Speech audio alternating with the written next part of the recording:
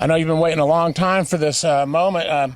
Tell us how the first day of practice yesterday went. You know, it's good just to get out there and be with the kids and get them back to work and be in helmets and back from spring ball where we got 17 practices there. You get to learn a little bit, but this is for the real deal now. We're getting ready to see what they can do against some other people, and so it's going to be an interesting year. We're excited about the things to come, excited about the last 2 days of practice. It seemed to go somewhat efficiently and flowed very well for the first 2 days, and this being our first 2 days together. Kids have been working hard all summer. I've been keeping up with you on Twitter. Tell us a little bit about the performance course. I know there was some awards given out. Kate Irwin was our MVP this summer throughout summer workout program. Performance courses run by a guy named Gino Pierce, and Gino does a phenomenal job. He works with our schools, South Lake, Allen, Highland Park, and just numerous high schools throughout this area that his company does an extremely good job of getting kids ready and prepared to go into August for 2 days of all sports and not just football. Kate was our MVP this summer. Kate had a great summer. He was here 100% of the time along with some other kids. Overall, it's just we're looking for kids to be prepared mentally and physically coming into the year, and performance course helps us get those guys ready for the season. You're back. You coached at LV Bell, which really strong tradition here in Texas football. You went to the state semifinals at White Oak last year. Marcus Marauders have been to the playoffs the last 7 years. Coming from success, you're coming into a successful program. What little tweaks are you planning to make as far as what your philosophies are? You know, I think the biggest thing is you just try to right the ship with things that are going well, and Coach Irwin did such a phenomenal job of organizing a program. Obviously, the last 7 years in the playoffs, that's not an easy task for anybody to do. So it's just righting that ship and putting our own stamp on it. We know offensively we're going to be a little different. Defensively, we're going to be a little bit different. Those are just the things that we believe in, that we're going to do X's and O's wise. But otherwise, you know, you're just trying to create a familiarity with the community and familiarity with kids and giving back to the community of something that's been great here at Flower Mill Marcus High School over the last 20 years. We just want to give back and do our part this year and put in the effort and time that we think can do that. And based on the talent and the matchups, we'll see how all that goes. And hopefully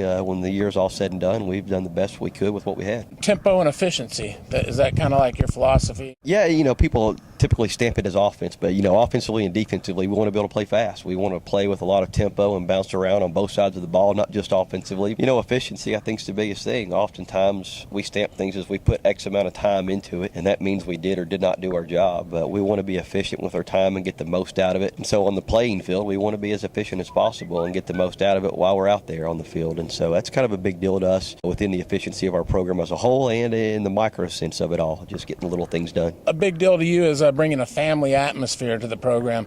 Tell me some of the things you've kind of integrated to make it more of a family atmosphere. I think, you know, we talked about this within our leadership team this week, is being able to have a line of communication between coaches, players to players, and players back to coaches. And I think once players understand the open door policy that we have, and they're always welcome to come into our offices and have conversations about real life with us, it just creates a much more family atmosphere and drawing back into what we do call family groups each and every week within our coaching staff, within our players that are broken up into these family groups. Everybody being on the common ground, because at some point things are going to break down. Whether we lose a game or whether something happens within our team, we've got to have something to fall back upon. And just like any other family, there's going to be tough times, and we've got to have some things that are our backbone. And we feel being a family and having a family atmosphere, that's the backbone of what we do, and being able to fall back on those things.